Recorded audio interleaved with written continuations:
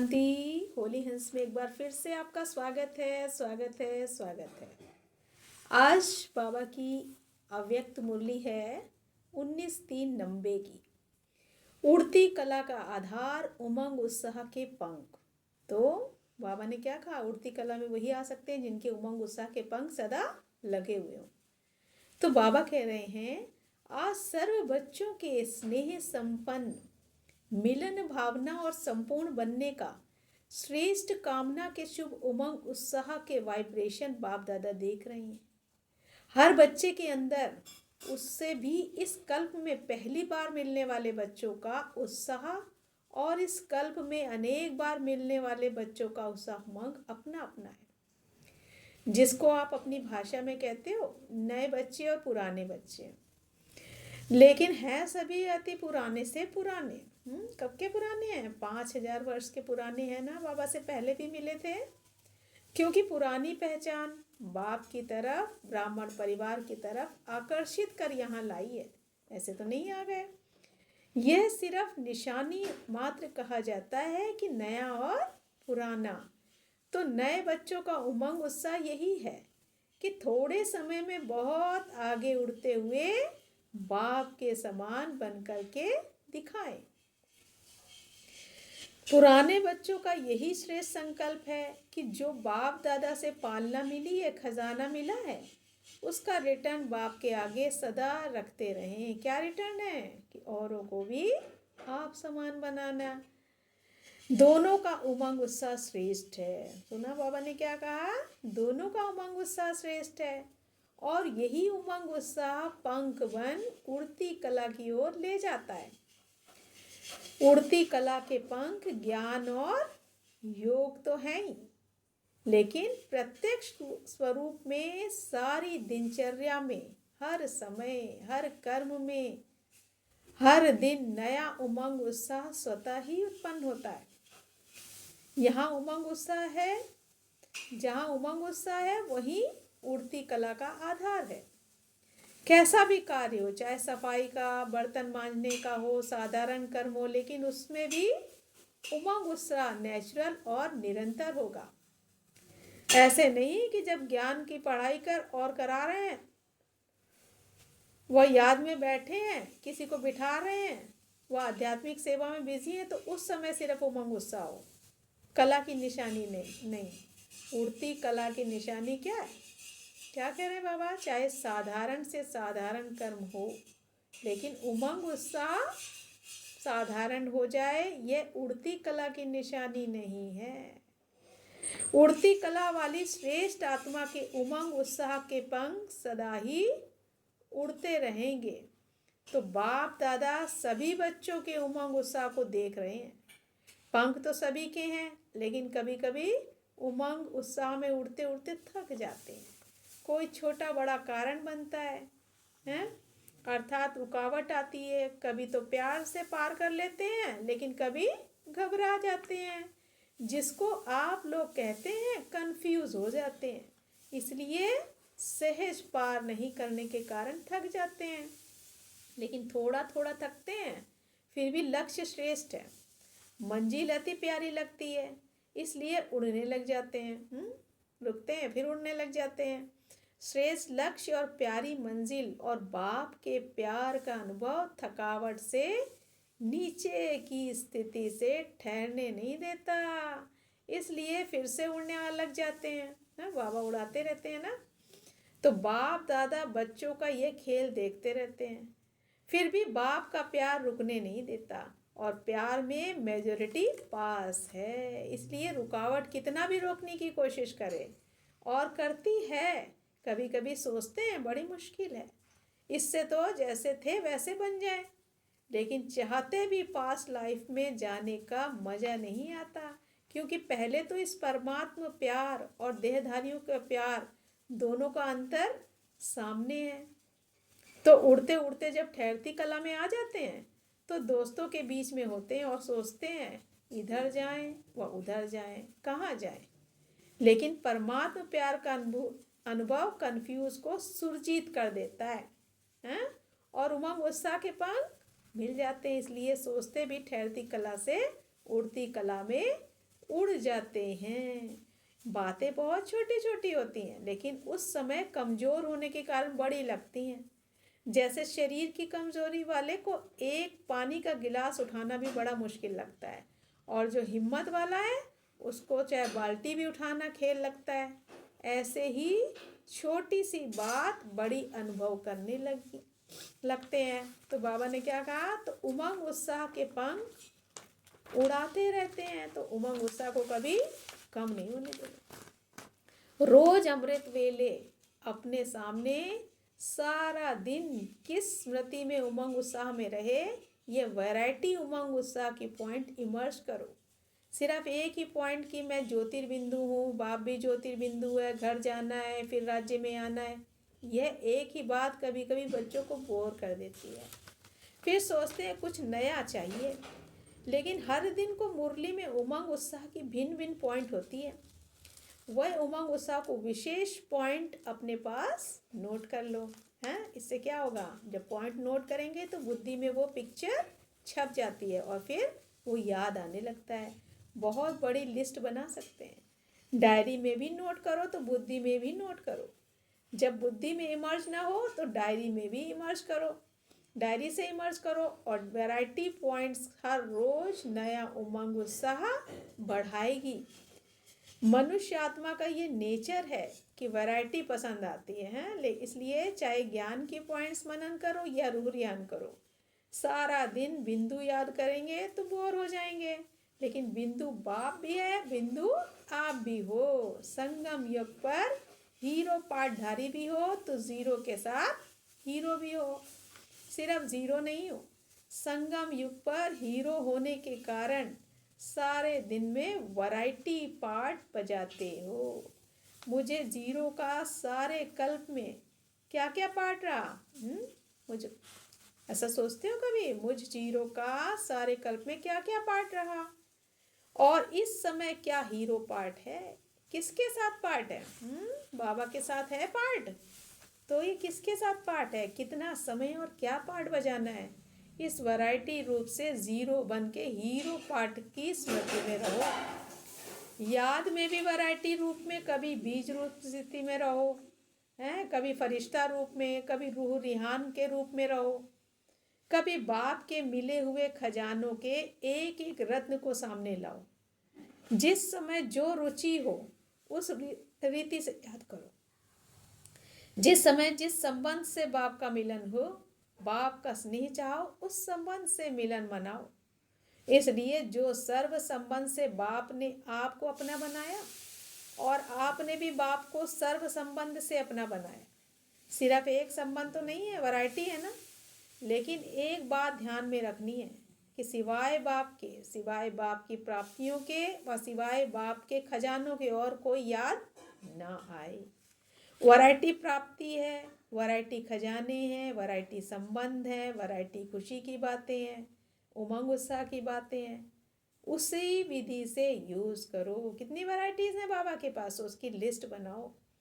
बाप और आप, यही सेफ्टी की लकीर है। इस स्मृति की लकीर से बाहर नहीं जाओ। बस ये लकीर परमात्म छत्र छाया है। जब तक इस छत्र छाया की लकीर के अंदर है तब तक कोई माया की हिम्मत नहीं है।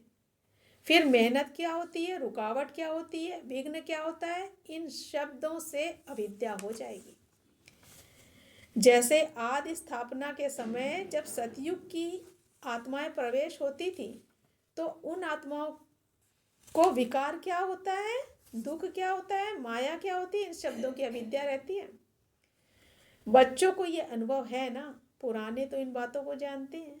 ऐसे जो बाप और आप इस स्मृति की लकीर की छत्र छाया में हैं, उनको इन बातों की अविद्या हो जाती है, इसलिए सदा सेफ हैं, सदा बाप के दिल में रहते हैं। आप लोगों की दिल, बाबा क्या करें, आप लोगों को दिल बहुत ज़्यादा पसंद आती है ना। सौगात में भी हार्ट ही बनाकर लाते हो, केक में भी हार्ट बनाते हो, बॉक्स में भी हार्ट जैसा बनाते हो, तो रहते भी हार्ट में हो ना। बाप की हार्ट तथा माया, बाप की हार्ट में हो तो माया आ नहीं सकती। जैसे जंगल में भी रोशनी कर देते तो जंगल का राजा शेर भी नहीं आ सकता, भाग जाता है। बाप की हर्ट कितनी लाइट और माइट है। उसके उमंग, उसके आगे माया का कोई रूप आ ही नहीं सकता है। तो मेहनत से सेफ हो गए ना। जन्म भी सहज हुआ। मेहनत लगी क्या जन्म में? क्या मेहनत लगी थी इस जन्म में? जन्म लेने में बाप का परिचय मिला, पहचाना और सेकंड में अनुभव किया। बाप मेरा, बाबा मेरा, मैं बाप का। जन्म सहज हुआ, भटकना तो नहीं पड़ा। आपके देश रूपी घर में बाप ने बच्चों को निमित्त बनाकर भेजा है। ढूंढना व भटकना तो नहीं पड़ा। घर बैठे बाप मिला ना। ये तो सब अभी प्यार से भारत में आते हो मिलने, लेकिन परिचय तो वहाँ ही मिला, जन्म तो वहाँ ही मिला ना। जन्म अति सहज हुआ। अति सहज हुआ ना कि मुश्किल से हुआ। पालना भी अति सहज है। सिर्फ अनुभव करो और जाएंगे भी सहज ही। बाप के साथ साथ जाना है ना, या बीच में धर्मपुरी में रुकना है? सभी साथ चलने वाले हो ना। सभी का ये दृढ़ संकल्प है कि साथ हैं और साथ चलेंगे, और आगे भी ब्रह्मा बाप के साथ राज्य में व पार्ट में आएंगे। पक्का संकल्प है ना? किसी का कच्चा तो नहीं है। चलते चलते थक जाएंगे तो रुक जाएंगे, फिर क्या करेंगे? क्योंकि बात तो उस समय रुकेगी नहीं है। अभी रुक रहे हैं, अभी समय दिया है, उस समय नहीं रुकेंगे। बाबा तो रुकेंगे नहीं, बाबा तो चल देंगे।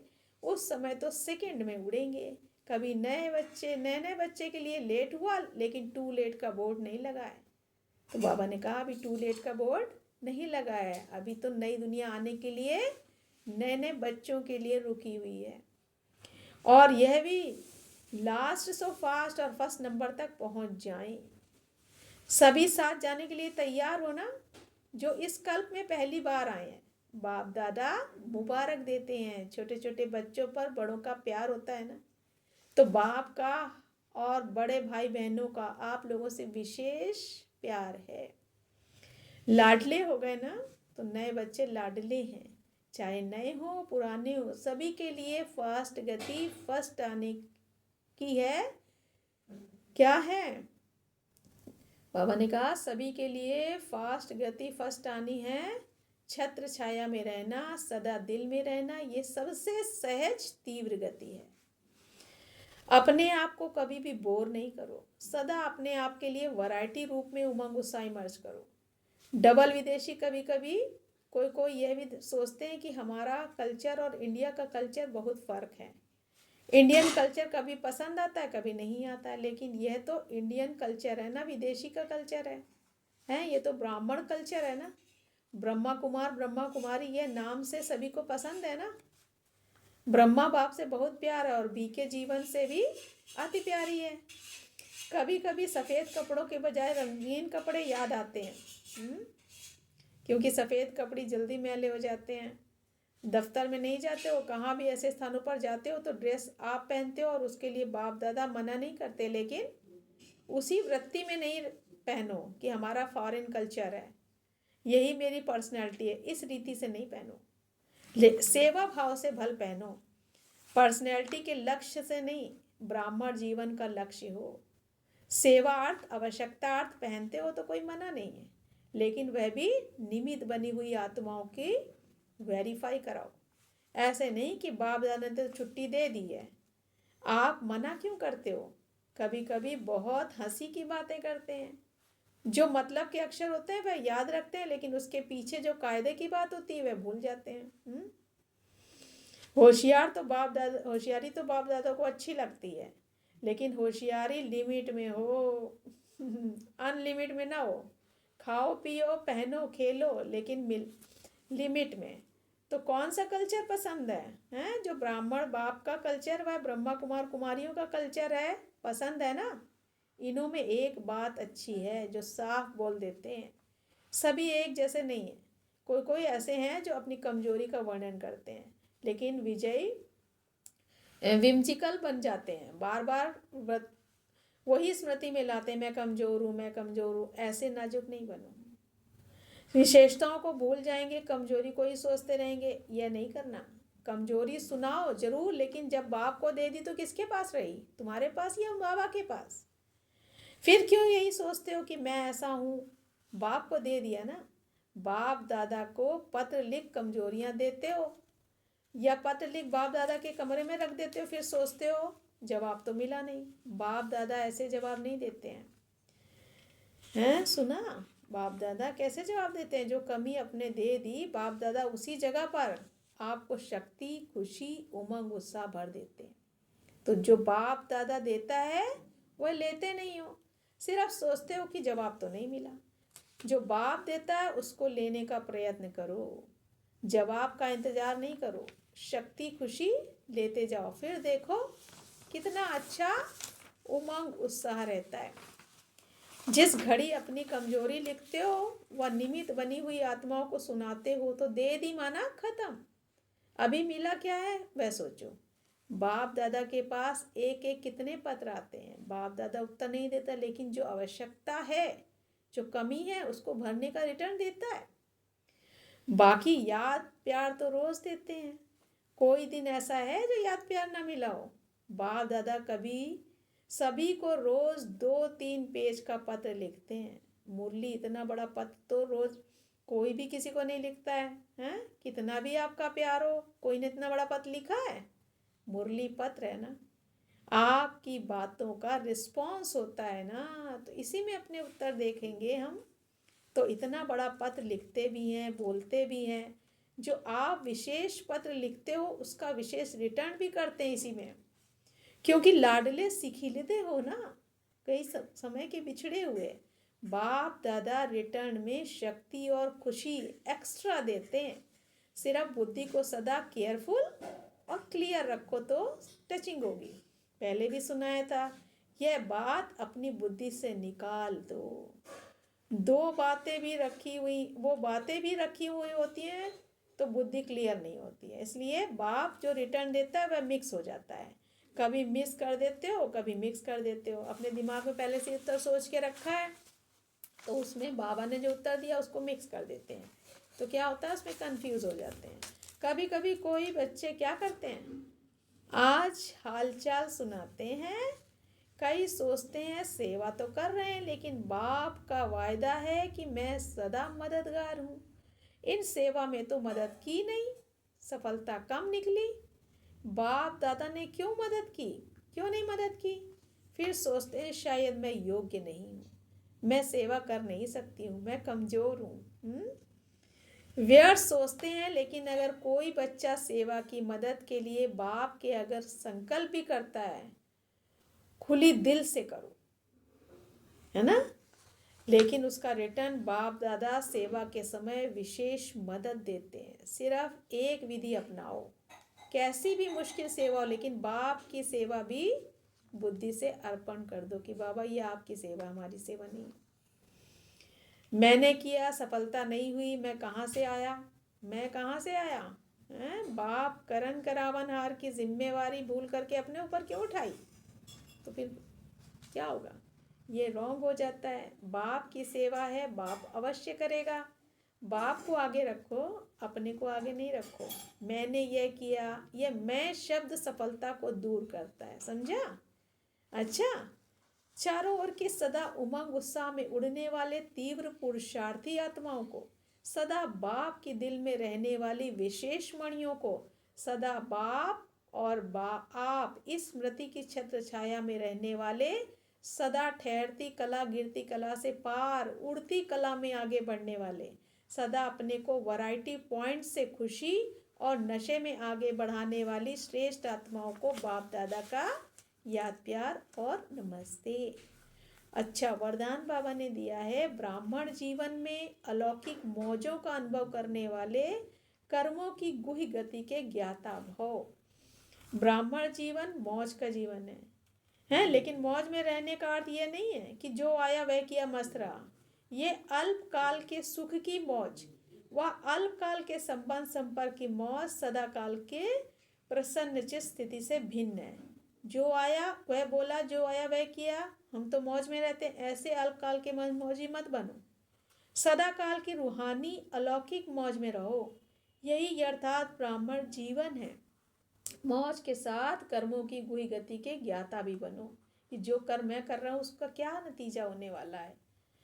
स्लोगन है अहम और वहम में आने के बजाय सर्व पर रहम करो। अच्छा, तो आज बाबा ने जो बातें सुनाई उसको बहुत ध्यान से याद प्यार करते हुए बाबा ने उसको फिर से रिपीट कराया और कहा उड़ती कला का आधार उमंग उत्साह है और उसको कभी भी उमंग उत्साह को अपने कम नहीं होने देना। अच्छा, ओम शांति।